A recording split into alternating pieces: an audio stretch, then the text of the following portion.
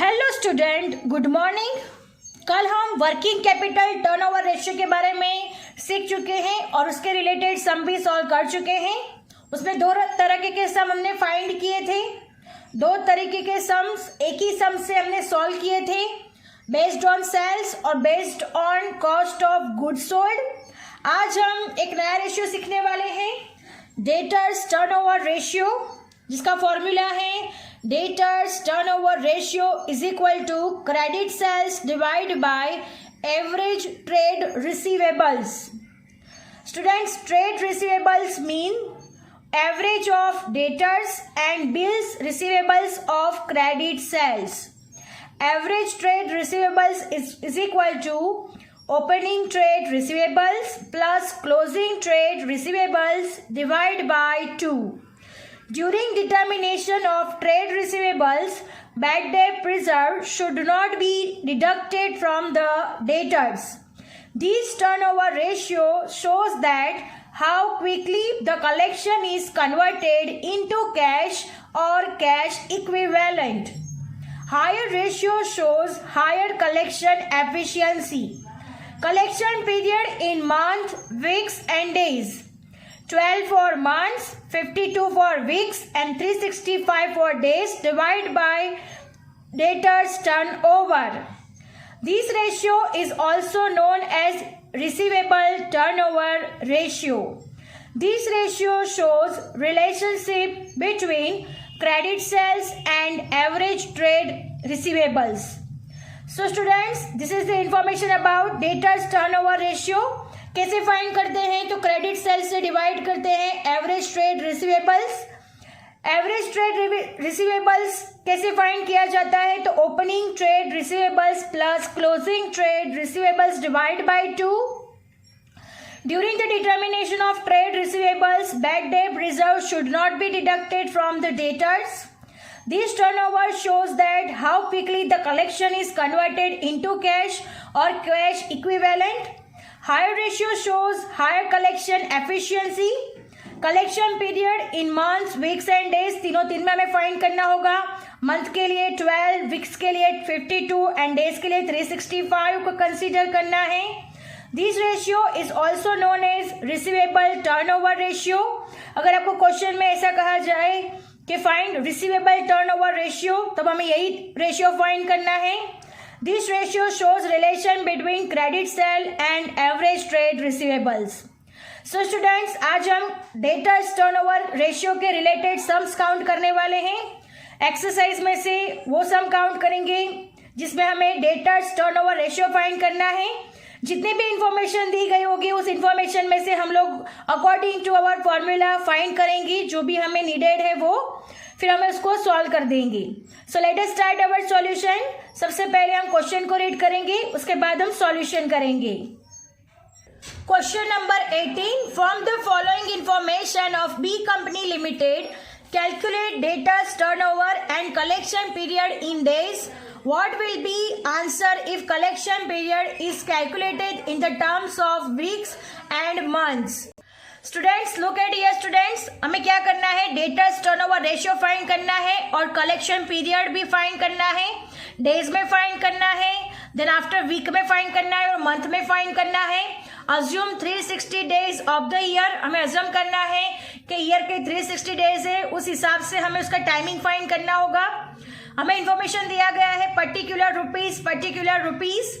Total sales 4,50,000, opening debtors 70,000, opening bills receivables 20,000, opening creditors 45,000, credit sales 3,65,000, closing debtors 50,000, closing bills receivables 6,000 and closing creditors 48,000.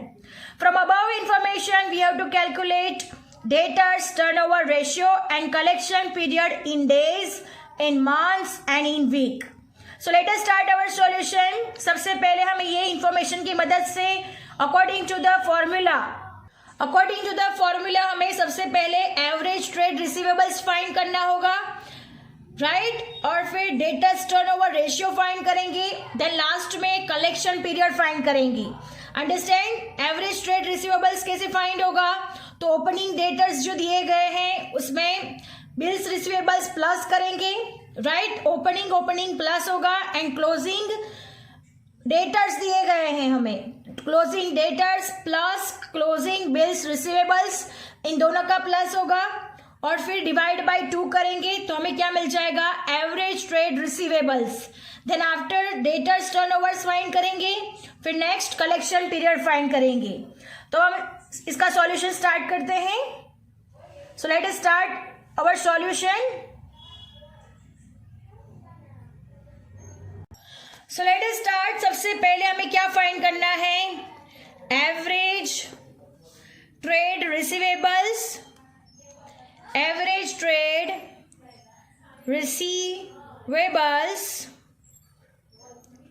कैसे find करेंगे, तो उसका formula है opening debtors plus bills receivables, opening ही लेने हैं, bills receivables,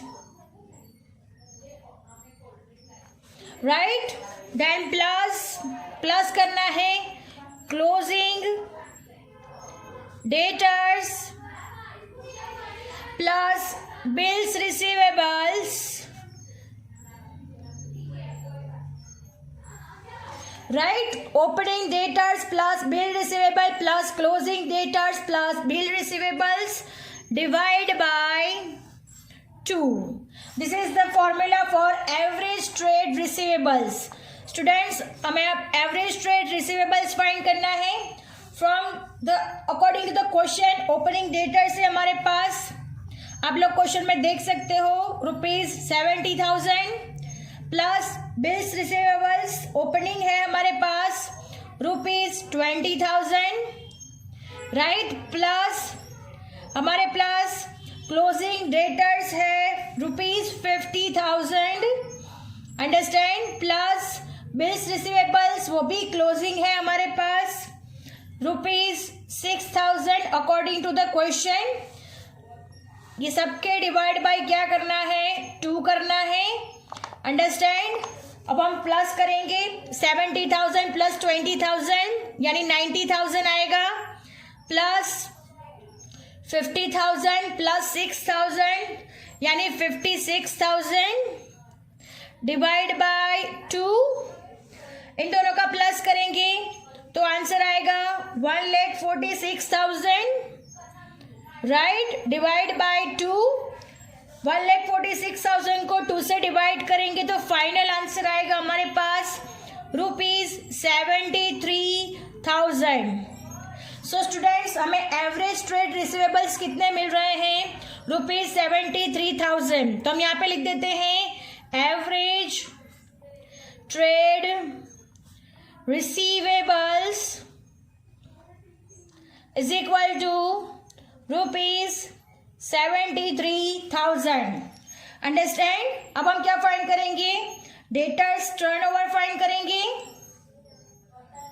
अब next हमें फाइंड करना है डेटर्स टर्नओवर, तो लिखते हैं debtors turn over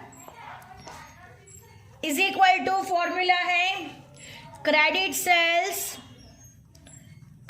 sales divide by average trade receivables, average trade receivables, understand. Students, हमें क्रेडिट सेल्स क्वेश्चन में डायरेक्टली ही दे दिया है, आप लोग क्वेश्चन में देख सकते हो 3,65,000 का क्रेडिट सेल दिया हुआ है, राइट, और एवरेज ट्रेड रिसीवेबल्स हमने अभी फाइंड किया हुआ है जो है 73,000। अब इसका डिवीजन करेंगे, सो 365 डिवाइड बाय 73, तो हमारा आंसर आएगा 5 टाइम्स, अंडरस्टैंड। 73 5 जा 365 एंड डेटर्स टर्नओवर कितना हो गया, 5 टाइम्स, अंडरस्टैंड। अब हमें क्या फाइंड करना है, कलेक्शन पीरियड फाइंड करना है, इन डेज, इन वीक और इन मंथ्स में फाइंड करना है। तो हम लिखते हैं कलेक्शन